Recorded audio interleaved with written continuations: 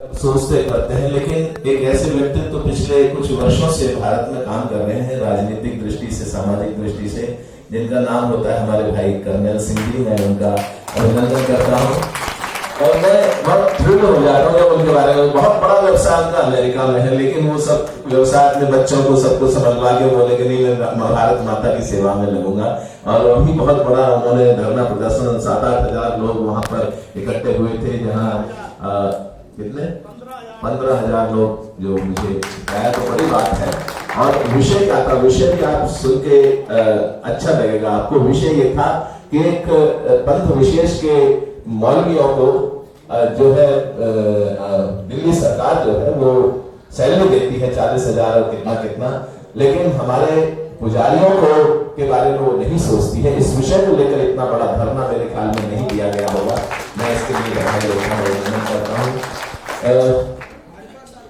जी। विषय बहुत सारे हो सकते हैं और एक बात मैं अवश्य कहना चाहता हूं जो मैंने अनुभव किया है कि पूरी दुनिया में सृष्टि में शक्ति का सिद्धांत काम करता है।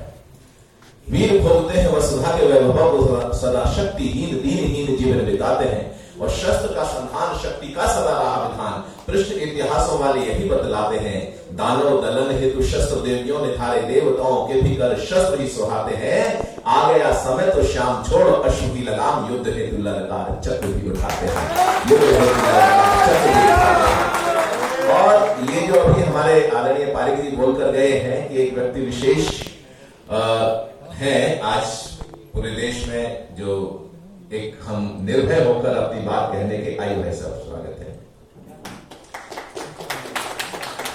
निर्भय होकर अपनी बात कह सकते हैं।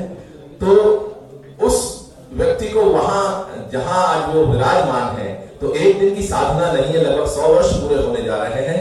कितने दधीचियों ने अस्थियों का दिया दान, साधना की जिनका ये मिला वरदान है। कितने दधीचियों ने अस्थियों का दिया दान, साधना की जिनका ये मिला वरदान है। कितने ही दिनकर उदित हुए ही यहाँ अंधेरों पे जिनका ये विजय अभियान है। तो जीत रहा घनघोर तिमिर से उजियार, नवयुगी दिवाकरों की ये दिव्य शान है। और राष्ट्रवादी शक्तियों के दिव्य कर कमलों में मातृ भारती की आन बान और शान है। मातृ भारती की आन बान और शान है। उस आन बान शान को बचाने के लिए, आन बान शान को बनाए रखने के लिए हमें सोचना पड़ेगा। चुनौतियां बहुत हैं। चुनौतियां किस तरीके से भारत की संस्कृति पर प्रहार किया जा रहा है और लगातार निरंतर हजारों वर्षों से हर प्रकार से लूटा खसोटा गया, सब कुछ किया गया और वो प्रक्रिया रुकी नहीं है, किसी भी तरीके से रुकी नहीं है। एक मैं घटना इससे इतर बताना चाहता हूं। एक कमिश्नर ऑफ इनकम टैक्स मुस्लिम एक संपर्क में आए, कहीं किसी लंच पर थे हम। उन्होंने बताया, ये 10-12 साल पहले की बात बता रहा हूं, इस देश का बहुत सारा पैसा 8 से 10 लाख करोड़ उस समय विदेश चला जाता था। आप सोचिएगा कि 8-10 लाख करोड़ जो कि उस समय के बजट का आधा होता था, वो विदेश चला जाता था। ये लूटने का अलग अलग अंदाज है। हमें कहां काम करना है ये सोचने की जरूरत है। एकता में संघीय शक्ति कलयुग में कहा गया, एकता में शक्ति होती है। और हिंदू एकता की बात आज पूरे हिंदुस्तान में नहीं, पूरे विश्व में कही जा रही है। अगर हम एक रहेंगे तो मुझे लगता है आने वाला समय जो कि चुनौतियां हैं हम उससे निपट पाएंगे। अभी बहुत सारे त्योहार विदेशियों ने हमारे ऊपर थोप दिए। प्रेम 14 का त्योहार आने वाला है, आप जानते हैं। हमारे स्कूलों में कॉन्वेंट एजुकेटेड और बहुत सारे छोटे छोटे बच्चे उससे इतने प्रभावित रहते हैं। मैं तो बताना चाहता हूँ ये सोने का हिरन है जो कि हमारे बच्चों के, हमारे युवा समाज की जेब के पीछे छोड़ा गया है, जिससे कि वो मार्केटिंग बाजारवाद का उनका, हमारे पूर्वजों ने कितना बड़ा चिंतन दिया। अयम निजह परोवेती करना लघु चेतसा, उदार चरिता नाम तु वसुधैव कुटुंबकम। ये छोटी बात नहीं थी, विराट चिंतन था। लेकिन आज के समय में ग्लोबलाइजेशन की आड़ में जो बाजारवाद का ये चल रहा है, उसके कारण हमारे ऊपर एक अप्रत्यक्ष रूप से हमारी संस्कृति पर हमला किया जाता है, प्रत्यक्ष अप्रत्यक्ष रूप से। मैं बता देना चाहता हूँ, हालांकि जोक है, लेकिन उस जोक में बहुत कुछ दर्द छिपा हुआ है। कनाट प्लेस में भिखारी मिलता है, फटे हाल बाल बिखरे, दाढ़ी बड़ी हुई, सामने से आके बोला, बाबूजी प्लीज गिव मी 500 रुपीज। मैं चौंक गया, भिखारी अंग्रेजी में भीख मांग रहा है। मैंने डाटा में चक्कर क्या, बोला जी वैलेंटाइन डे है। पूछा, फिर बोला जी अपनी गर्लफ्रेंड को गिफ्ट देना चाहता हूँ। उसे डाटा तो भिखारी होकर गर्लफ्रेंड रखता है, बोले जी उसी ने तो भिखारी बनाया। तो मैं ये बताना चाहता हूं कि ये जो साजिशें चल रही है युवाओं को नशा, तो युवाओं के पीछे छोड़ा गया है कि नशाखोर हो जाए, हमारे युवा कमजोर हो जाए। उसके अलावा बहुत सारे ऐसे विषय हैं। तो एक विषय और मैं कहना चाहूंगा, यहां पर बैठे हुए सभी लोग हैं, और उसके लिए सनातनियों को ही काम करना पड़ेगा और कोई नहीं करेगा। वो विषय है कि हमारे देश की एक संस्कृति नीति होनी चाहिए, और जहां भी संस्कृति के खिलाफ कोई भी विषय आता है उसके खिलाफ मुखर आवाज में, आदरणीय पालिक जी आप भी सोचिएगा, एडवोकेट साहब भी बैठे हुए हैं, हमारे धर्म संस्कृति के रक्षक बैठे हुए, एक संस्कृति नीति होनी चाहिए, राष्ट्रीय संस्कृति नीति, जिसके अनुसार कुछ मंत्रालयों को उसके साथ में जोड़ा जाना चाहिए, और कहीं भी कोई धर्म संस्कृति के खिलाफ कोई भी कार्य किया जाता है तो उसको कानूनी रूप से उसको टैकल करना चाहिए। ये होना चाहिए, तभी भारत और भारत की, और ये बात याद रखिएगा, जब तक संस्कृति धर्म संस्कृति जीवित है तभी ये भारत भारत है, नहीं तो फिर भारत नहीं रहेगा। जहां जहां से धर्म संस्कृति मिटी, वहां से आप देखिएगा कैस्पियन सागर वहां मेसोपोटामिया, वहां से लेकर ईरान, इराक, अफगानिस्तान, पाकिस्तान, वर्तमान का ये भारतवर्ष, और उसके अलावा बांग्लादेश चले जाइए, म्यांमार, उधर चले जाइए, थाईलैंड, उधर बाली द्वीप और कंबोडिया, यहाँ हमारे आपके महान पूर्वजों के अवशेष अभी भी दिखाई देते हैं, जिसके कारण हम ये समझ सकते हैं कि हमारे पूर्वज महान थे। राजनीतिक रूप से कहीं डिवीजन रहा होगा, मैं ये नहीं कहता हूं, आपस में युद्ध भी होते रहे होंगे, लेकिन धर्म संस्कृति का प्रवाह वहां तक फैला हुआ था। इसका मतलब है कि हम शक्तिशाली थे, इसलिए उस शक्ति का संधान पुनः होना चाहिए। मैंने कभी एक गीत लिखा था, सुना देता हूं, समय की सीमाएं हैं, ज्यादा लंबा पढ़ना भी नहीं चाहिए, बड़े हम वक्ताओं के उद्बोधन सुनेंगे।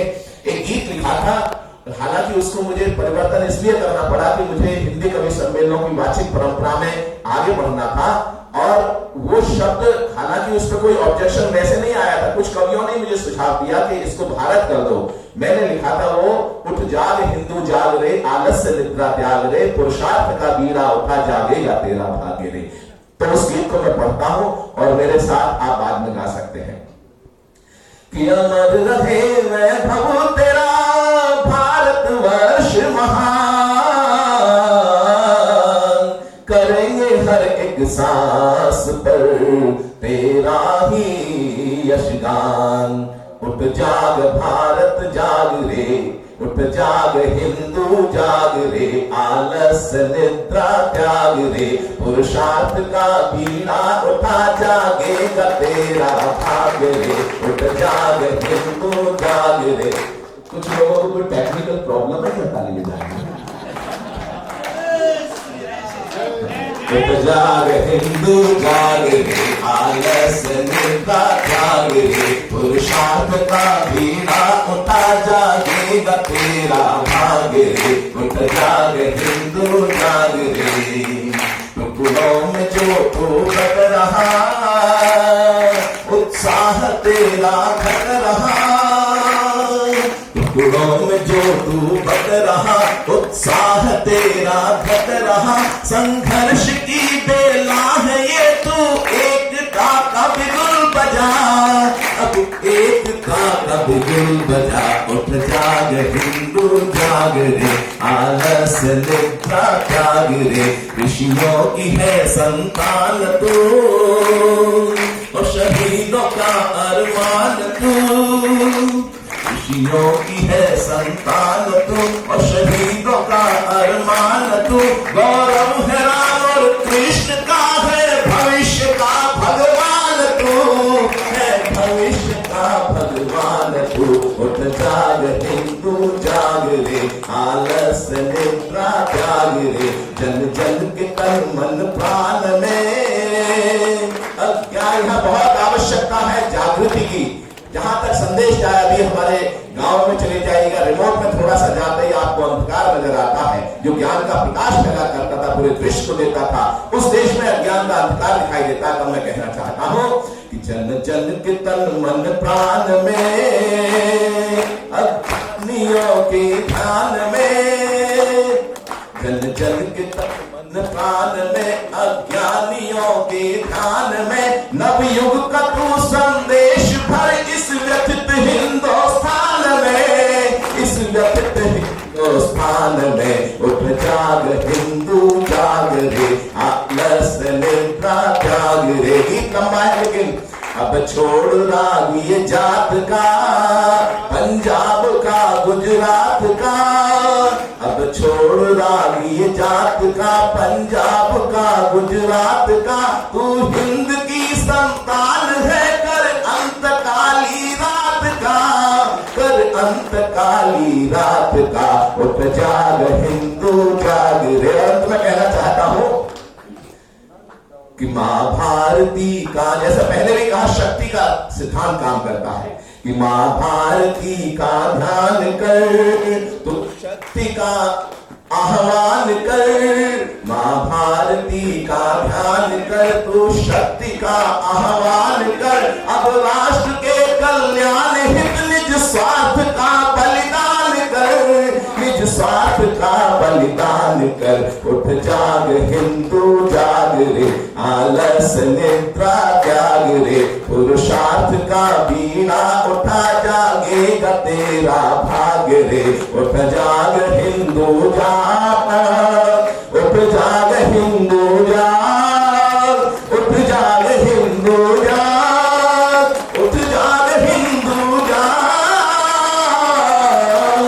ओ जय जय श्री राम, भारत माता की वंदे। बहुत बात कभी फिर मौका मिलेगा तो फिर आप रुचिका जी और मेरी बॉबी जी को मैं बहुत बधाई देना चाहता हूं। कहीं भी ये कहीं ज्वार उमड़ते रहना चाहिए धर्म संस्कृति का, और आपके हृदय में वो भावना बनी रहे। मैं अकेला ही चला था जानिबे मंजिल, मगर लोग साथ आते गए, कारवां बनता गया, उन्होंने कारवां बना दिया है। बहुत बहुत शुभकामनाएं, बहुत बहुत बधाई।